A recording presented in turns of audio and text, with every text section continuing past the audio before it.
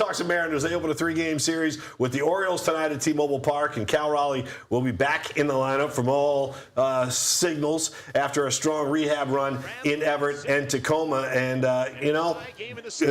this guy is so important to this ball club.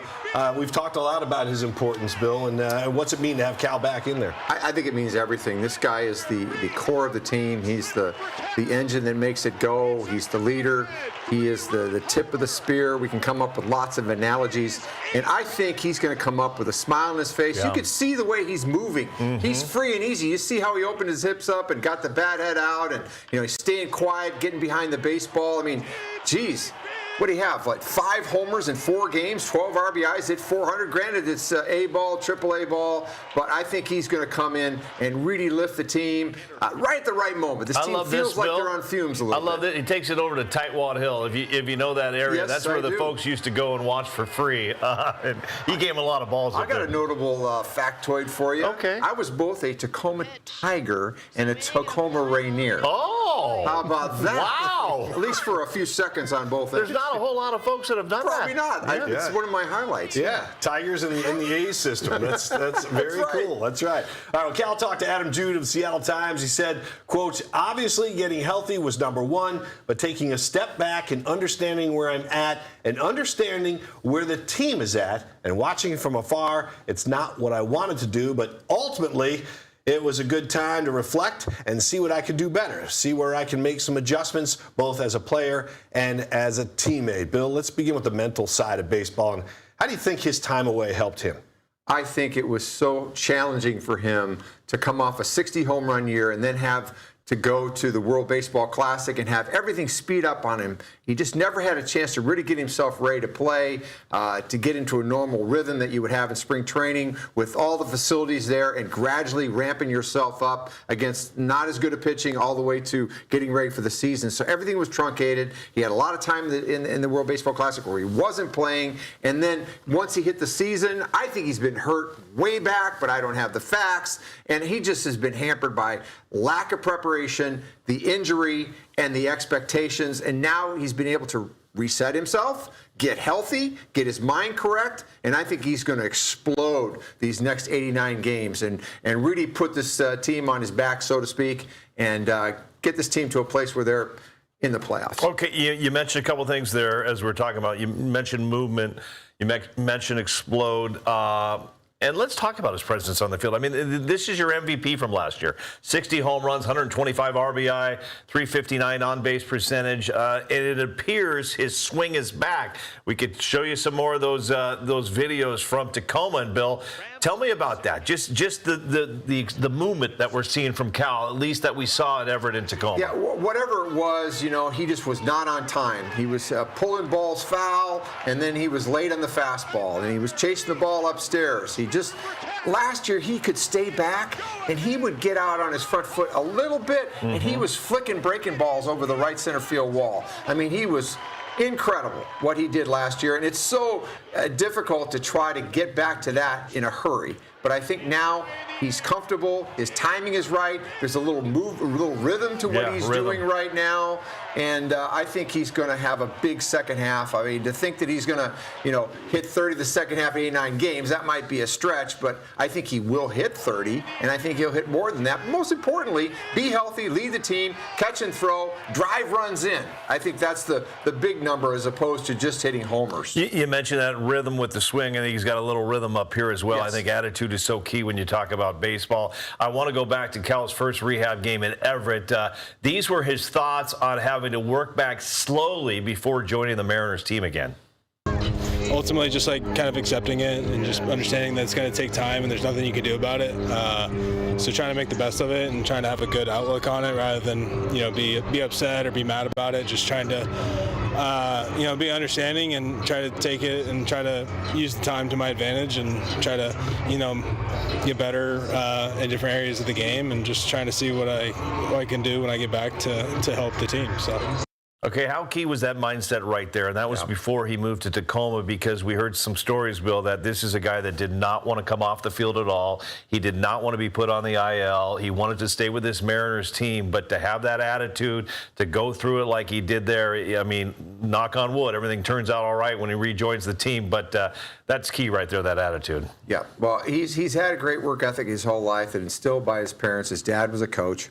He's never been the guy that was the top dog all the way along. He had to kind of work hard to be the player that he became. And, of course, the 60 home runs kind of, jumped off the page. But this guy puts catching and receiving and leading first. But I think what has allowed him to get right again is to get healthy. That's important. And he really struggles because he believes that it's his job to play through anything to stay on the field. This guy literally, as I said, you got to straitjacket him in order to get him off the field, and it probably takes two. Seager was one that was like that. He's like that, except he's bigger than Seager, so it took two to wrestle him down to put that straitjacket on him. But you have to, sometimes somebody has to intervene to get and to get the right thing done for you as a player, and I think he's now right. Yeah. Well, it's a good lesson for him because he's still a young player, so he has to listen to his body as he gets older for sure. Tell me about the importance of him with this pitching staff. We've gone over it time and again, but man, he's so crucial behind that plate. Yeah, he catches and receives beautifully. He understands each pitcher very well because he invests so much in pitching, in each pitcher and how they go about their business. I think he leads. It's the PitchCom era. He knows the opponents and he knows his pitcher. He interfaces it really well. The pitchers are allowed to lean on him, and they can just get the sign and go, get the sign and go, get the sign and go. And you're seeing some things that have kind of come unraveled. I can't speak to the whole staff, but watching Hancock go to the PitchCom and having a bit of a blow up on the mound, that's just not going to happen again. And didn't have very good results. And then Brian Wu kind of had a quandary. I'm not sure why I'm struggling. I don't know what the problem is. Well, I think a lot of it is Cal Raleigh can get you through that tough situation that you are not getting through at the present.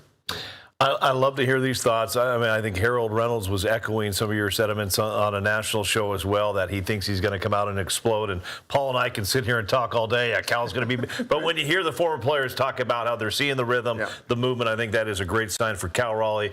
Bill, moving from one leader to another, J.P. Crawford expected to return as well. How key is he to this lineup, having him in there? And also just the thoughts on, will we see him more at short or third base?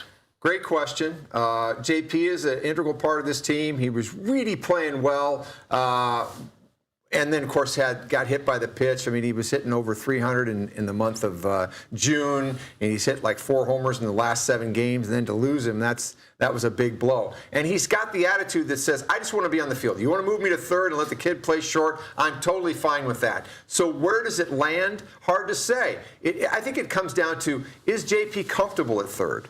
Because Cole Emerson's ready to take short. He's playing it beautifully. So, and not that Crawford can't play short. I think it's more about, is JP ready and comfortable to play third? Then you can just leave Colt Emerson at shortstop, because JP's got the right attitude about being a winning player and being a part of something that gets us to the playoffs and eventually to the World Series. So Crawford gets on base. Crawford is a clutch hitter. Crawford is an elite defender. When you put both those guys on the left side of the infield, their defense is going to be really a whole lot better. We talked earlier about Brian Wu and the pitching staff, and Wu has only 1 victory on the road this season, so he has had his problems away from T-Mobile Park, but he is scheduled to pitch Thursday against the Orioles in that series finale, and this whole team can't wait to get back to T-Mobile Park.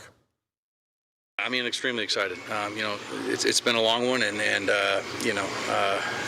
we're excited to get back to T-Mobile, to our fans, to friendly environment, and feel the electricity there again, and turn the page here and get it rolling.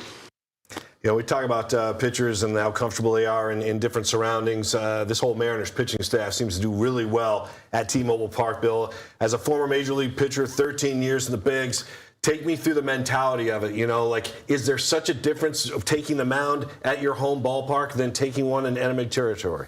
Well, I think conditions and the ballpark, the way it plays, really works in favor of the pitcher here, particularly a high fastball pitching team like the Mariners are.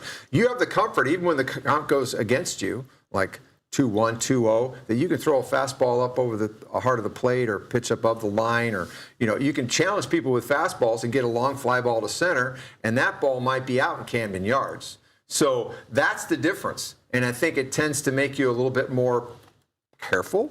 And I think it's probably her. And Brian Moo uses fastball more than anybody in the league. So, and that whole staff, Miller and Kirby and Gilbert, they all are high fastball pitchers. So T-Mobile is a perfect place for them to pitch because they can then challenge people upstairs and then get those guys to swing through that ball up. And if they miss by a little bit, it's probably a long fly ball to right center, left center, and caught. We're getting near halfway through the season, and here are the facts that we know of. The American League West is not good at the moment. So we know that.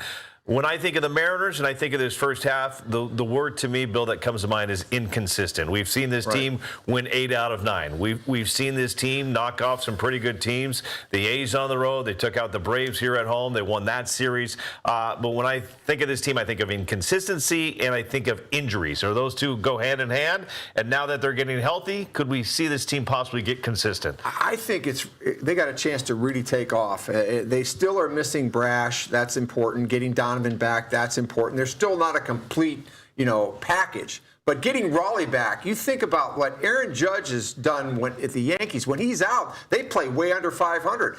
Since Raleigh's been out, the club's been 16-13, as much as we've maligned them for not being very good. And they've had injuries sprinkled around everywhere. So this team, I think, as a collective coming together, Raleigh at the tip of the spear, everybody can kind of fall into their place in the lineup and not have to feel like they have to carry the team.